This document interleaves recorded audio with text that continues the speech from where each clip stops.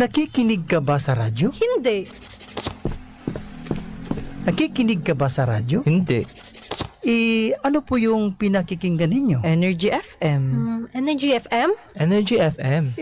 Istasyon sa radyo yun ah. Huwag mong sabihing radyo! Sabihin mo, energy! Energy! Energy! 106.7 Energy FM. Kung gusto mo ng legit na chika, eto na yun! Chika! Walang filter, walang edit. Chika! Hindi ito fake, hindi ito lame. Chika ni Sisa! Lahat ng ganap sa showbiz pag-uusapan natin dito. May nag-break, may nagkabalikan. Tara at pag-usapan. Kung ano man ang chika, alam na ni Sisa. Ito ang Chika ni Sisa. Chika! Ni Sisa! Isang magandang hapon muli, Metro and Mega Manila.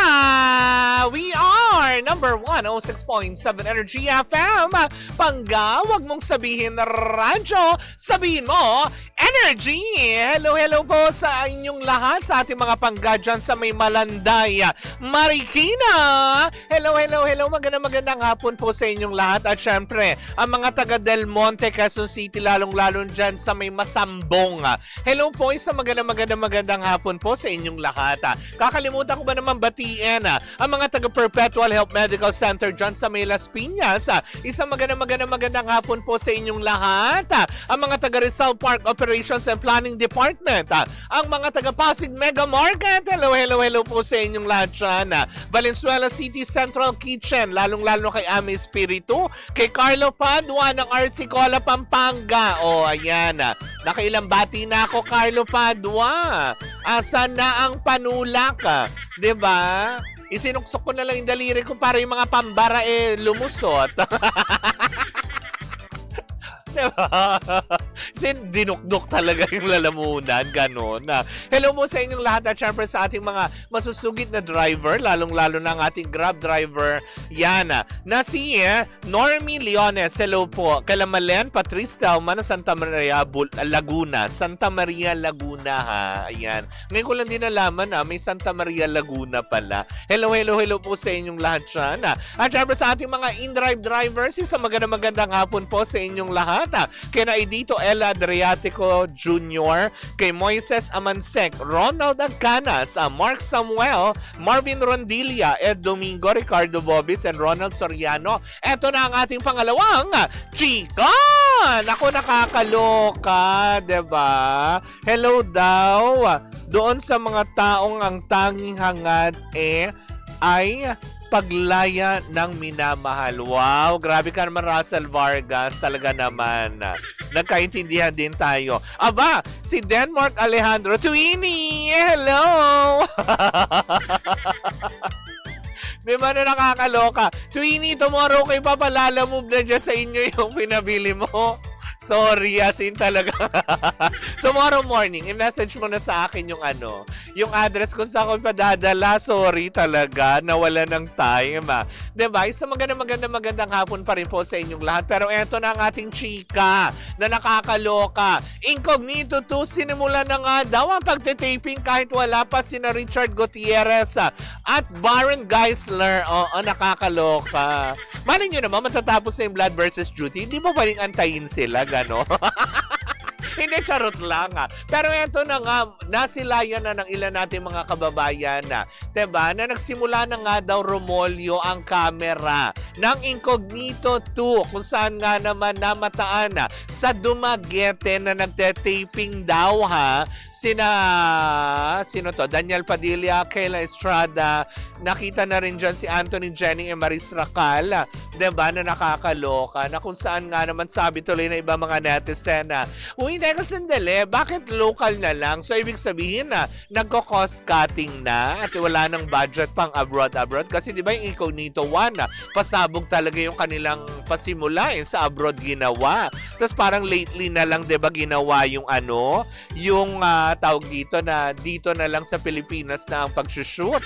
Pero ngayon sa pag-opening or sa pagbubukas ng Incognito 2, para bang teka sandali, low budget production na ba? Dito na lang tayo sa Philippines mag-shoot kasi syempre nga naman kung dadalhin nito abroad, ilang tao na naman yon, added cost nga naman if ever kung totoo man. Diba? Na added cost yan dahil yung mga artista pa lang, ilan na kaagad yung cast na mag-shoot doon. Syempre nandun yung cameraman mo, may lightman kang darating, may production crew, may mga kung ano. Mas magastos ba? Ganun ba yon? Kaya dito na lang. Diba na nakakaloka? Ganda ng outfit mo, Cap. May tatak pa ng K dyan. O, diba, Ate Corina? Diba, K. Diba, rated K, rated Corina yan. Charot, lang, hindi. Pero yun na nga, as in talagang sabi tuloy ng ilan na mukha yatang papatapos na ba ang Blood versus Duty? Kasi marami din daw nagsasabi na hindi naman daw na ganong kalakasan daw Ako, I don't know kasi hindi ko na siya naaabutan talaga kasi alam nyo naman ang lola nyo, pagkatungtong ng mga alas 8:30, kinukuha na ng liwanag. Ganon, hindi ba? Kaya nga naman hindi ko na siya nasusubaybayan. Pero maraming mga netizen nagsasabi nga na baka matatapos na kasi katulad nito kung sinimulan na ang pag-shoot ng Incognito, diba? Tapos ang Sigabo nag-shoot na din at diba balita nga nung Sigabo ni Coco Martin Julia Montes June 22, ito mapapanood. Diba? So, ibig sabihin no, next week, diba, mapapanood na natin yan sa prime time. So, ibig sabihin, may mga tatanggalin ng mga shows, diba, na nakakaloka. So, ibig bang sabihin nito, babay na agad? Or posible bang makasama muli si Richard Gutierrez at Baron Geisler kung sakaling matapos ang Blood versus Duty? Pwede pa ba silang mapabilang sa Incognito 2? Well, sinisimulan pa lang naman, 'di ba? Madaling madaling gawan ng revisions yan sa script, 'di ba? Kung sakali matatapos man ang serye at mapapabilang sila diyan, hindi ba? Na nakakaloka. 'Di ba? Kaya tuloy sabi ng ilan, talaga? Bakit ba minamadali? Ang dami pang naka-line up, 'di ba? Hindi pa nga din natin napapanood yung James Reid, Catherine Bernardo at Maha Salvador. So paano na? Wala na Wala nang tulugan sa prime time, ganon, parang sabay-sabay tong ilabas. Tapos parang sunod-sunod kasi na action 'di ba? Katatapos na lang Batang Quiapo, pinalitan ng Blood versus Duty. Tapos papasok ang Sigabo na medyo action na naman. Tapos ito Incognito to, may bakbakan na naman. 'Di ba? Aba, iba na yata ang patungo ng kanilang direction ngayon. Bakbakan sa prime time. Wow! Baka tinatapos lang naman nila. Sabi niya, 'di ba dapat Incognito. Tama ba? Incognitri. Yan. Na kasi ayan ang Incognito. Ayan. Sabi niya parang feel ko lang kasi yung first season ang mahal ng budget nila, kakaloka, sabi ni Corina. Totoo naman, 'di ba?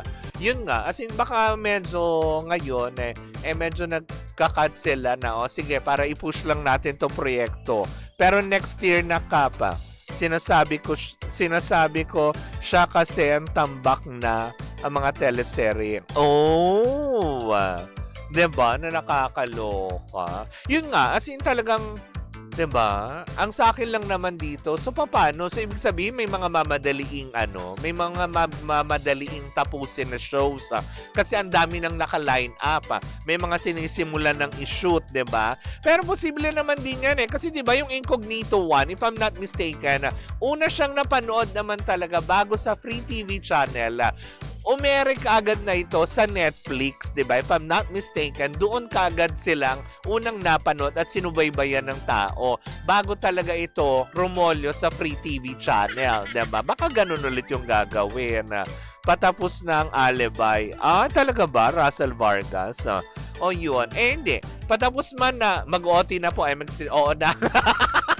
Eto na, tatapusin ko na talaga. Hindi, yun na nga, as in, di ba, ng bonggang-bongga. Well, anyways, antabayanan na lang natin, di ba, kung paano nga nila i-squeeze in ang mga teleseryeng ito. Well, in the meantime, mga pangga, bukas po ay araw ng ating kalayaan. Diba? Holiday po yan bukas pero magkakarinigan, magkapanooran naman tayo para sa isang matik mong tsikahan na dala-dala ng magandang bakla. Wow!